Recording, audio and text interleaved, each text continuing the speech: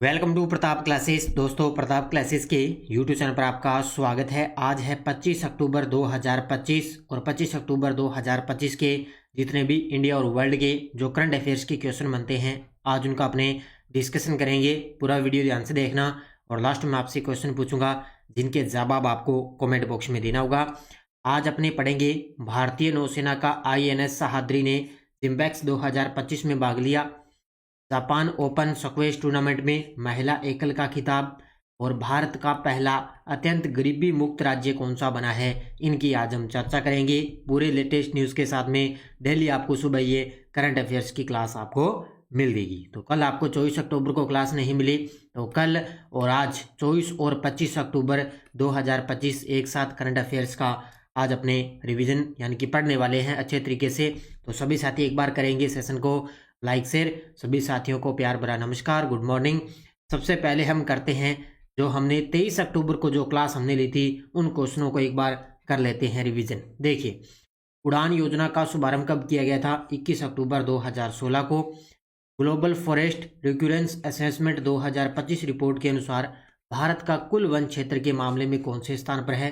9वें स्थान पे।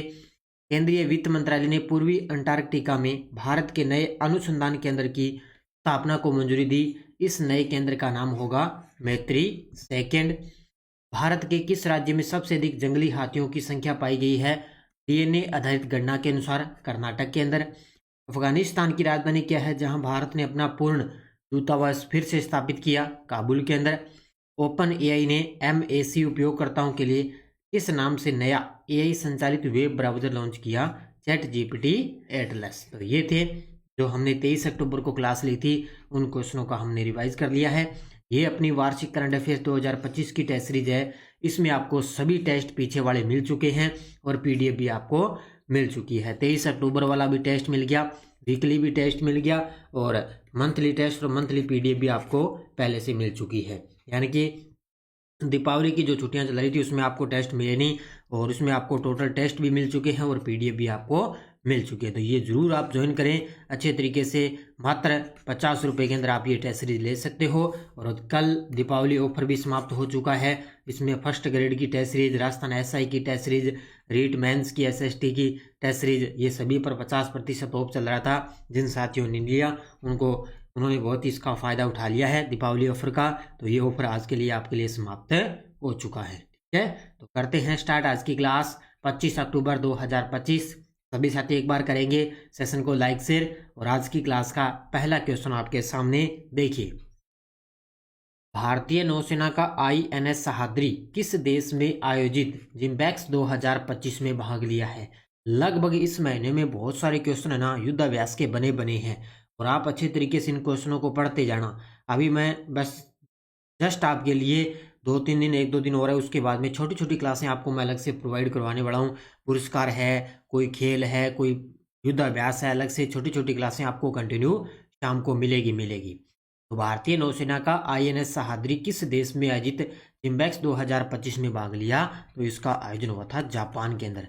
इसके बीच में भारत और जापान के बीच में अभ्यास हुआ है जिम्बैक्स।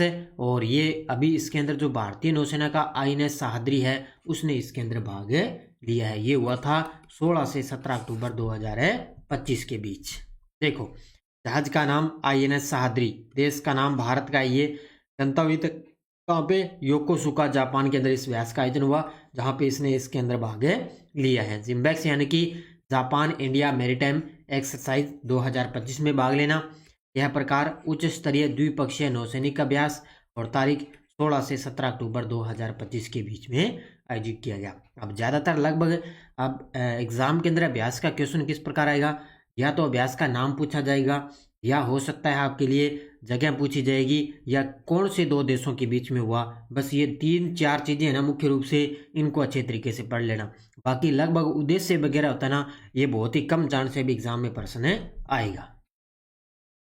योकोहामा में आयोजित जापान ओपन स्क्वैश टूर्नामेंट में महिला एकल का खिताब किसने जीता है? ये गजब का प्रश्न है क्योंकि अपनी भारतीय खिलाड़ी है। ये देखो आपके सामने तस्वीर में, इन्होंने योकोहामा कहाँ पे है? जापान के अंदर है।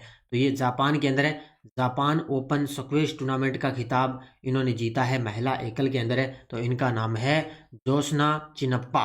क्या नाम है इनका? जोशना चिनप्पा इनका नाम है। और इन्होंने इस टूर्नामेंट के अंदर महिला एकल का खिताब इन्होंने जीत लिया है। जापान के अंदर ही इसका आयोजन हुआ, जहां पर ये अपनी भारतीय खिलाड़ी है जोशना चिनप्पा, इन्होंने ये खिताब जीता है। देखो डिटेल।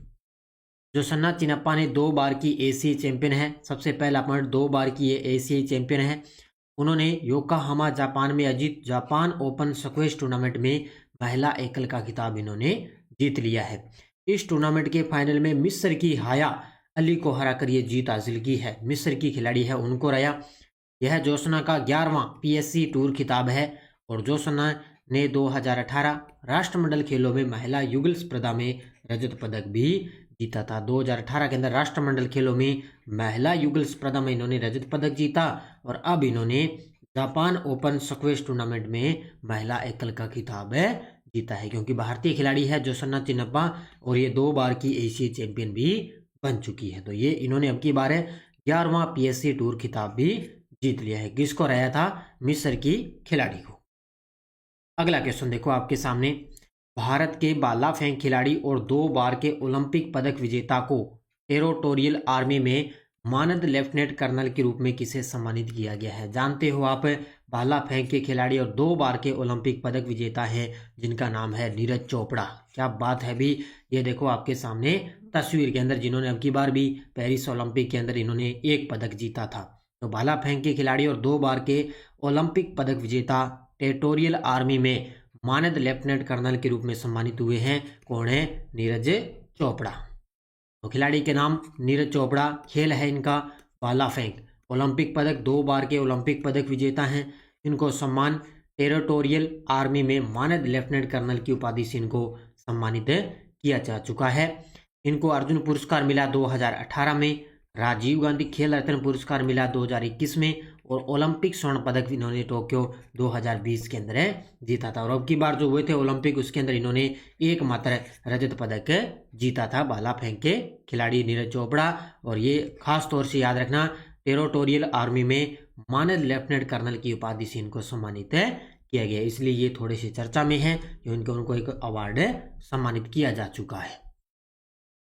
नेक्स्ट देखो, भारत का पहला शहर कौन सा बन चुका है जिसने पूरी तरह से रियल टाइम फ्लड फोरकास्टिंग और स्पेटियल डिसीजन सपोर्ट सिस्टम को लागू कर दिया है? हालांकि ये क्वेश्चन मैंने आपको बहुत दिन पहले भी मैंने करवा दिया है, क्योंकि अब ये जो सिस्टम है इसको पूरी तरह से स्टार्ट कर दिया है। तो भारत का पहला ऐसा कौन सा शहर है जिसने पूरी तरह से रियल टाइम फ्लड फोरकास्टिंग और स्पेटियल डिसीजन सपोर्ट सिस्टम को लागू कर दिया? तो वो शहर बन चुका है चेन्नई। इसका मतलब ये है, यानी कि ये मौसम संबंधी कोई भी बाढ़ वगैरह आती है उसका पूर्वानुमान लगाया जाएगा। कोई भी घटनाएं होती है, कोई बाढ़ आती है, कोई चक्रवात आता है, तो ये क्या काम करेगा? तो उसी शहर को क्या पहले से ही अलर्ट कर देगा भी ऐसा सिस्टम आगे होने वाला है। तो ये आ गया कहाँ पे? चेन्नई में। तो शहर है चेन्नई। उत्तर भारत का पहला शहर जिसने पूरी तरह से रियल टाइम फ्लड फोरकास्टिंग और स्पेटियल डिसीजन सपोर्ट सिस्टम को लागू कर दिया है।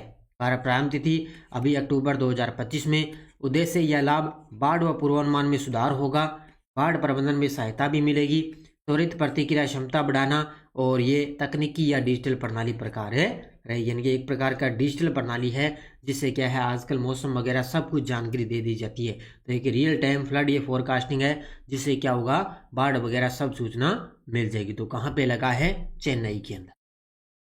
हाल ही में कौन सा भारतीय राज्य अत्यंत गरीबी मुक्त राज्य घोषित होने जा रहा है, जो भारत के सामाजिक विकास इतिहास में एक मील का पत्थर है? ये लीजिए भी, ये प्रश्न एग्जाम के अंदर मुझे लगता है भी छपेगा।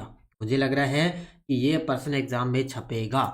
कौन सा भारतीय राज्य है जो अत्यंत गरीबी मुक्त राज्य घोषित होने जा रहा है? और ये अभी ताज़ा होगा 1 नवंबर 2025 को। कौन सा राज्य? केरल राज्य। अभी होगा 1 नवंबर आ रही है 2025 को, और केरल राज्य अत्यंत गरीबी मुक्त राज्य घोषित होने जा रहा है। तो केरल के वर्तमान में सीएम है पिनरई विजयन, ये घोषणा करेंगे। देखो, भारत का पहला अत्यंत गरीबी मुक्त राज्य घोषित होने वाला राज्य है केरल, और ये इसकी घोषणा होगी 1 नवंबर 2025 को। घोषणा करने वाले नेता केरल के सीएम है पिनरई विजयन, और उद्देश्य राज्य में अत्यंत गरीबी का पूर्ण उन्मूलन करना, यह सुनिश्चित करना कि राज्य का कोई भी नागरिक न्यूनतम जीवन आवश्यकताओं से वंचित न रहे। यानी कि कोई भी जहाँ पे नागरिक है ना केरल का, वो क्या है, जीवन आवश्यकताओं से वंचित न रहे, इसलिए इस अत्यंत गरीबी का पूर्ण उन्मूलन किया गया है। और अत्यंत गरीबी उन्मूलन जो कार्यक्रम है वो वर्ष 2021 के अंदर शुरू किया गया। इसी कार्यक्रम के तहत क्या है, भारत का पहला अत्यंत गरीबी मुक्त राज्य कौन सा घोषित होने जा रहा है, केरल राज्य। ये प्रश्न मुझे लग रहा है भी एग्जाम के अंदर सीधा छपेगा, तो याद रखना इसको अच्छे तरीके से। और ये भी याद रखना अत्यंत गरीबी जो उन्मूलन कार्यक्रम है वो वर्ष 2021 के अंदर शुरू किया गया था। केरल की यह अंडर वाटर टनल परियोजना किस समुद्र या जल निकाय के नीचे बनाई जाएगी। ये देखो, अब इतने दिन अपने पढ़ते थे ना, कोलकाता के अंदर जो मेट्रो रेल चलेगी हुगली नदी में, अंडर वाटर मेट्रो परियोजना शुरू की गई है। यह आपने पढ़ा है, बहुत बार एग्जाम में प्रश्न आया है। अब क्या होगा, वो तो मेट्रो चलाई गई थी, लेकिन यहाँ पे क्या होगा, केरल की एक अंडर वाटर टनल परियोजना है जो क्या एक समुद्र या जल निकाय के नीचे ये बनाई जाएगी। इसमें क्या होगा, ये देखो डबल लाइन है ना, तो इसमें क्या है, जो वाहन है वो चलेंगे अब समुद्र में।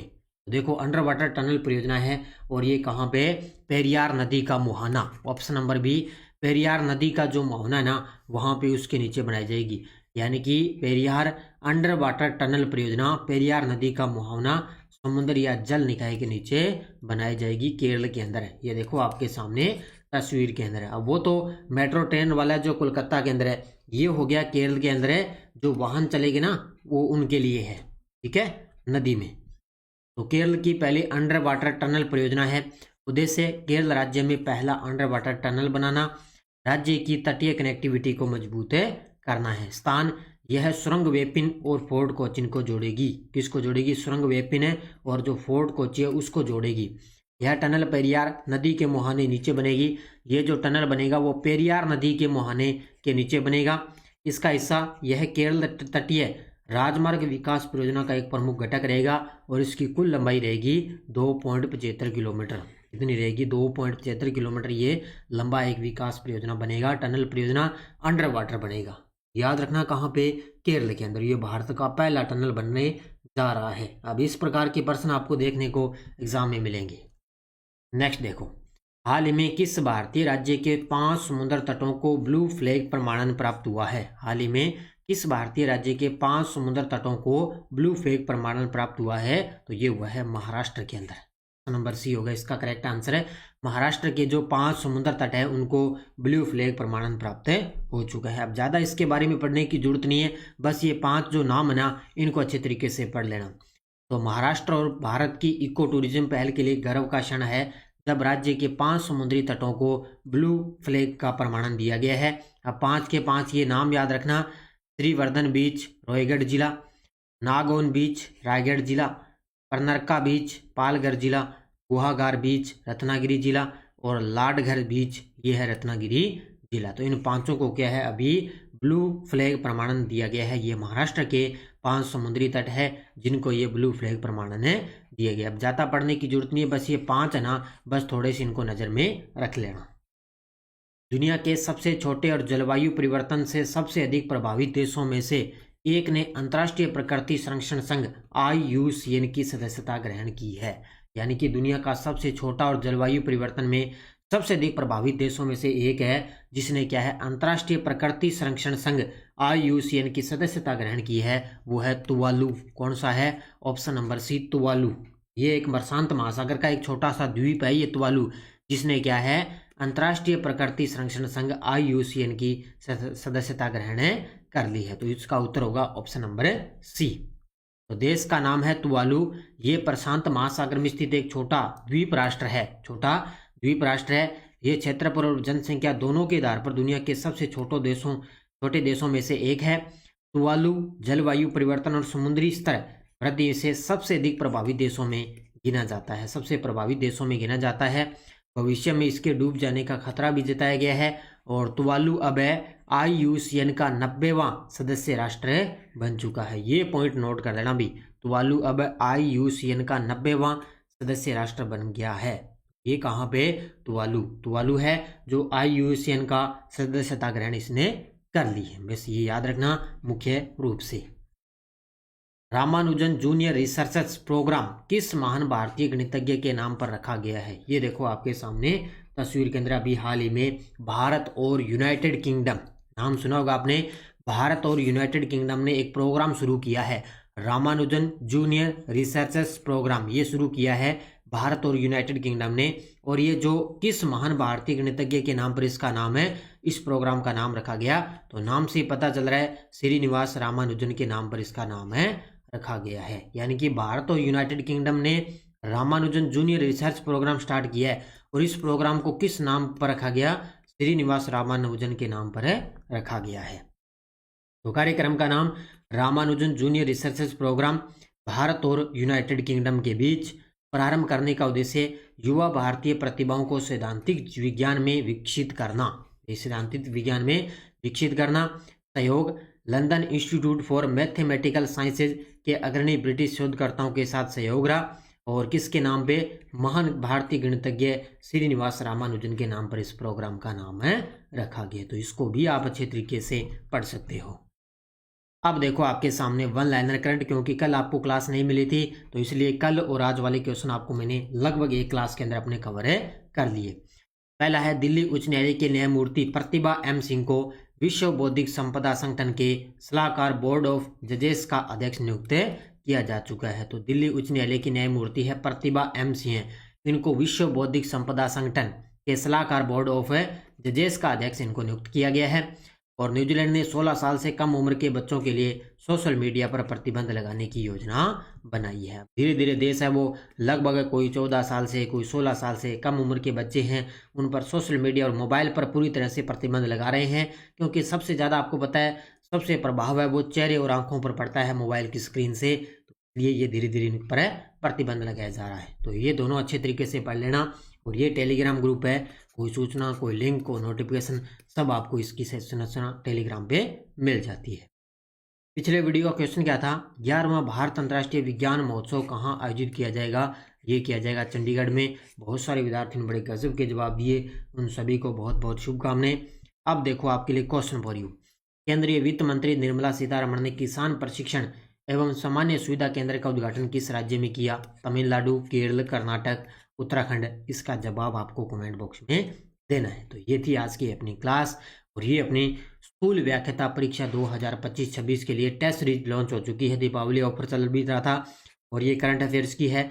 राष्ट्रीय, अंतर्राष्ट्रीय, राजस्थान तीनों का करंट आपको एक साथ उपलब्ध होगा। टॉपिक वाइज भी मिलेगा, वीकली मिलेगा, मंथली मिलेगा, पीडीएफ भी मिलेगी, और अभी जो क्लासें स्टार्ट होगी उसका टेस्ट भी आपको टॉपिक वाइज भी इसके अंदर मिलेगा। बहुत कुछ मिलेगा आपको इसके अंदर, चिंता मत करो। एग्जाम तक इसकी वैलिडिटी रहेगी, और यहाँ से करंट अफेयर्स का आपका क्वेश्चन गलत नहीं होगा। बाकी एसआई की चल रही है, दिल्ली पुलिस कांस्टेबल की अपनी करंट की टेस्ट सीरीज चल रही है, रीट मेंस की विज्ञप्ति लगभग आ चुकी है, 7500 पद बता रहे हैं। तो ये आपके लिए टेस्ट सीरीज है। वीडियो की बहुत ही 5-7 दिन बचे हैं, तो इसका रिवीजन आप बुक का कर सकते हो। बाकी फर्स्ट ग्रेड सेकंड ग्रेड के पुराने पेपर अपलोड है, ये भी आप ले सकते हो। ये थी आज की अपनी क्लास। सभी साथी करेंगे वीडियो को जाते जाते लाइक शेयर। बस अब आपसे अब आपको continue class daily current affairs की मिलती रहेगी। सभी साथी करेंगे वीडियो को जाते जाते लाइक शेयर। धन्यवाद। जय हिंद, जय भारत, जय राजस्थान।